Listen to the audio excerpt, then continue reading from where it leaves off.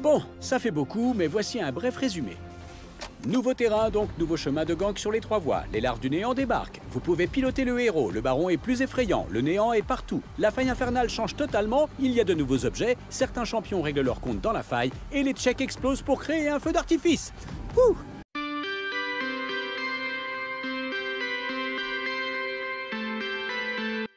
Et bien le bonsoir à tous, si vous êtes arrivé sur cette vidéo, c'est pas par hasard, vous voulez savoir toutes les nouveautés pour la prochaine saison de League of Legends qui sortira en 2024, et vous êtes évidemment au bon endroit. Alors je vais pas laisser la vidéo défiler et tout simplement parler dessus, je vais plutôt aller sur des points clés.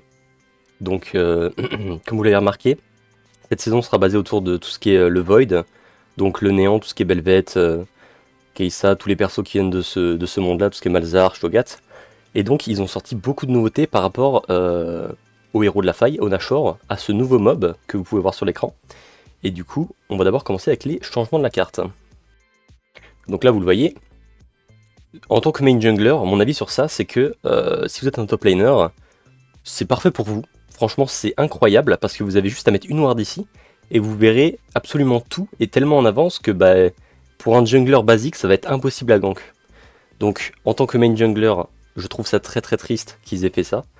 Mais en tant que top laner, je serais super content. Donc, pour l'instant, le fait de faire ça, ça va empêcher les junglers qui sont basés sur les ganks de gank rapidement en early. Et du coup, en soi, ça va nerf tous les junglers qui sont early. Et tous les personnages comme Shyvana, Karthus, tous les persos qui peuvent AFK farm, ils vont devenir super forts. Donc déjà, premier point. Et là, en gros, ce qu'il vient de dire, c'est qu'ils ont fait exactement la même chose sur toutes les lanes. Par exemple, en mid lane, là, il va dire que tous les buissons et tout sont encore plus éloignés.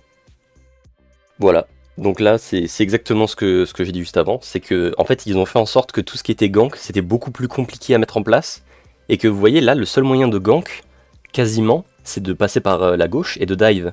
Donc en fait, il n'y a que les personnages à dive qui seront bien en jungle, ou les persos qui vont FK farm, parce que les ganks ça va devenir trop dur, parce que pour ceux qui savent pas en jungle, si l'adversaire a la vision sur vous, c'est quasiment impossible à gank, sauf avec certains personnages. Du coup, en soi, là, ce qui va arriver pour la prochaine saison, c'est un gros nerf pour la jungle. Mais on sait pas, on va voir s'ils vont avantager un peu le rôle. Je pense qu'il y aura des modifications, parce que sinon, les pauvres main jungle que nous sommes, ça va faire très très mal. Du coup, je vous montre juste, mais en bot lane, ils ont fait exactement la même chose qu'en top lane. Du coup, pour les ganks et tout, ça va rester aussi difficile. Ensuite, on va parler du nouveau monstre, qui va être là avant le héros de la faille.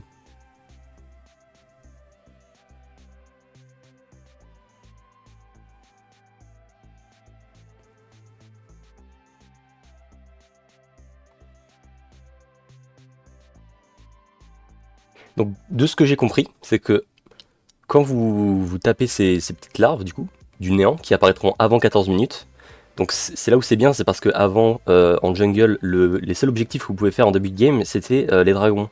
Sauf que maintenant, au niveau de la top lane, il y aura un nouvel objectif. Du coup ça va totalement remettre en jeu les décisions des junglers, parce qu'avant, et là dans ces saisons-là, en jungle, il fallait que jouer bot. C'était impossible de jouer top. Sauf que là, avec ces modifications, on va pouvoir jouer top. Et ça, c'est franchement super cool. Et du coup, comme je disais, vous voyez qu'il y a des petites larves qui apparaissent. Et ben ça, quand vous tuez ces monstres, en fait, elles seront avec vous quand vous irez taper les tours. Donc là, comme vous voyez, comme il vient juste de le dire, quand vous tuez des larves, vous taperez des tours. Et à chaque fois que vous donnez un coup à la tour, par exemple, ce sera comme une sorte de saignement. La tour, sur 3 secondes, elle prendra, par exemple, 100 points de dégâts. Et à chaque fois que vous tuerez plus de larves, et bien les dégâts que vous ferez seront beaucoup plus grands. Donc vous voyez, quand vous tuez les 6 larves, c'est-à-dire 6, hein, pas 5, quand vous tuez 6 larves, vous aurez votre buff qui sera amélioré et vous ferez énormément de dégâts aux tourelles sur le long terme. Sauf que, si jamais vous en tuez que 5, et que donc vous arrivez à vous en faire soit en style 1, soit à vous en faire style 1, votre buff sera beaucoup moins puissant. Donc c'est pour ça que ce sera très important de flip entre guillemets et d'aller essayer de voler les larves. Alors ensuite, on va passer au héros de la faille.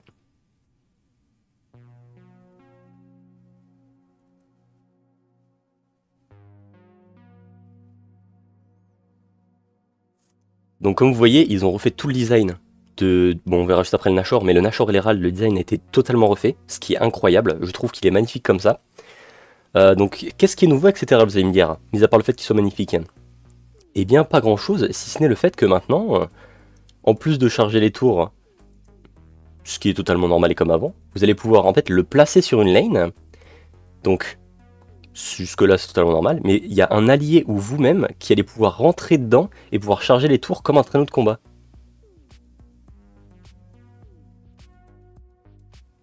Et vous voyez, une fois que vous aurez tapé la tourelle, il y a des petites bébêtes qui ont apparu. C'est les bébêtes juste avant, là, quand vous tuez les larves. Et la personne qui était dans le traîneau, donc dans l'héralde, quand il sort, il a une sorte de shield. Donc pour l'instant, ils n'ont donné aucune information. Je sais pas si ça va être un shield magique, un shield, ou si c'est juste un effet basique. Mais du coup, l'héralde va devenir beaucoup plus intéressant, parce que vous en servir comme un traîneau, ça va vous permettre de faire des ganks et des choses très très drôles. Donc c'est là où c'est quand même bien dans la jungle. Ensuite, on va passer au nouveau Nashor.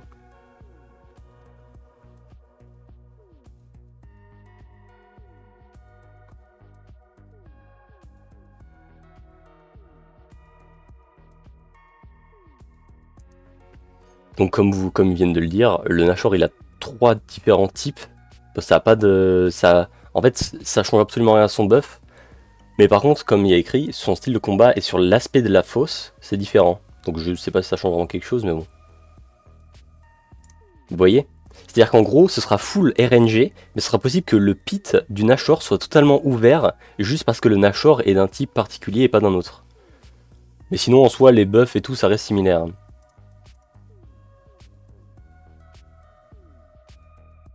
Donc là, vous voyez, le Baron Nashor, il peut contaminer les buffs. Donc, une fois que ces buffs sont contaminés, vous allez me dire, c'est totalement comme avant. Eh bien non, pas du tout. Il y a plein de nouvelles stats qui sont données.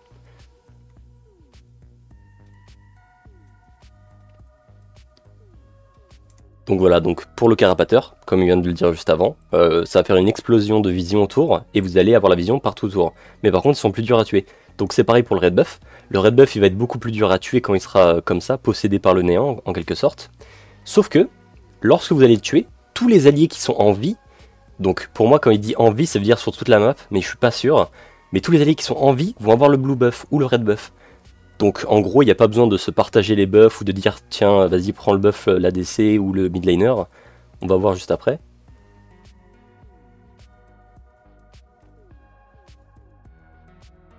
Voilà, donc c'est pour moi tous les équipiers en vie, ça veut dire tout le monde sur la map, comme le Nashor. Et ça franchement c'est super cool, parce que du coup, une équipe entière avec un red buff et un blue buff, je sais pas si vous imaginez, mais c'est quand même vraiment un truc de fou. Donc les invades pour aller voler les camps, je pense que ça va devenir vraiment fort, parce que je pense pas que du même côté, je pense qu'il y aura un buff qui sera infecté d'un côté d'une équipe, et un buff de l'autre équipe. Ce sera pas par exemple les 4 buffs qui seront infectés. Donc il y aura par exemple le buff rouge pour l'équipe rouge et le buff bleu pour l'équipe bleue qui sera infecté.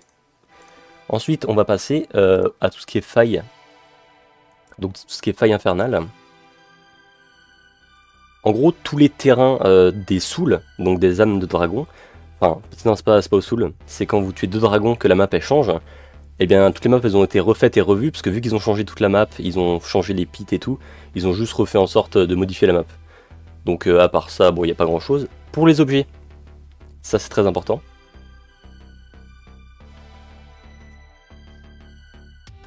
Plus d'objets mythiques, c'est le rêve absolu. Maintenant, on va pouvoir faire ce qu'on veut comme item. Ça, c'est trop bien. C'est la meilleure chose qui soit. Donc ça, j'ai extrêmement hâte de tester. Et comme il va en parler juste après, il y a des nouveaux items. Enfin, ou alors des items anciens qui ont été remodelés.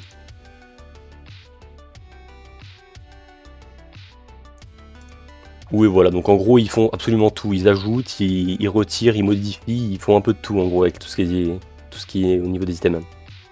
Ensuite, pour les items support, ils ont dit comme quoi ils allaient faire des trucs un peu plus clairs. Donc ça, bon, vous verrez bien de toute façon en tant que support, que ce soit, peu importe les items, ce sera des items voilà, qui vous permettront de jouer plus agressif ou de plus protéger vos alliés, en gros. Et donc ça, je trouve ça vraiment super cool. Et ensuite, pour terminer, je crois qu'on a fini, on a fait le tour. Hein. On a fait le tour. Hein.